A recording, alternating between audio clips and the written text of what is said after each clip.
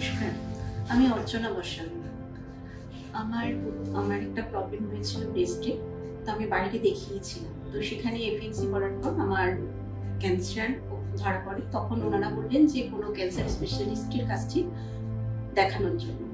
তারপর আমি মেডিকাতে আসার পর তখন এখান থেকে ওনারা বললেন যে বেস্ট যিনি সার্জন আছেন তিনি হচ্ছেন পূজা আগরওয়াল। তো তারপর ওনাকে অ্যাপয়েন্টমেন্ট করে আমি ওনাকে দেখাই। ওনাকে দেখানোর পর উনি একটা বায়োপসি রিপোর্ট করেন।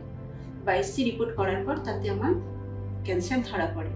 তারপরে উনি আমাকে দেখে তারপর উনি বললেন যে এটা একটা লাম্পস আছে, তো সেটা আমাকে সার্জারি করতে হবে।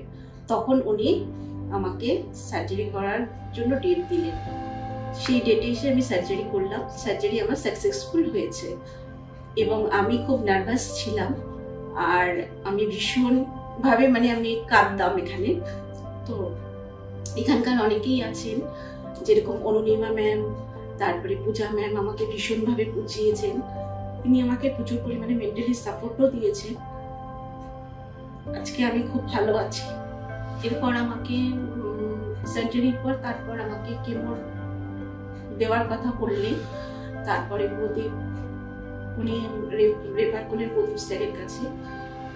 প্রদীপ মণ্ডল যিনি ডক্টর আছেন এখানকার, তো তিনি আমাকে কেমোর জন্য অ্যাডভাইস করলেন যাতে ফিউচারে যাতে আবার রিটার্ন না হয়। তা এখানে অলরেডি আমার 2টো কেমো হয়ে গেছে, তো আমি এখন অনেক ভালো আছি। অফিসারই একজন বললেন যে মেডিকেল অনকোলজিতে অ্যাপয়েন্টমেন্ট নিতে ওনারা নতুন উদ্বোধন হয়েছে, খুবই ভালো দিতে পারেছে। আমি ওদের কথাতেই এক চান্সে চলে এসেছি। আমাদের প্রচন্ড ভয়ে কাটাতো, এখন অনেকটা ভয় কেটে গেছে। অপারেশনও হয়ে গেছে, অনেকটা সুস্থর পথে। আশা করছি ডাক্তারবাবুরা, মেডিকেল সমস্ত যারা আছেন, স্টাফ থেকে শুরু করে অফিস ডাক্তার সবাই হয়ে গেছে 100% কিওর হয়ে যাবে। সেই সাথে এখন কেমন নেওয়া চলছেও, আশা নিয়ে এসছি, আশা করি ঠিক হয়ে যাবে।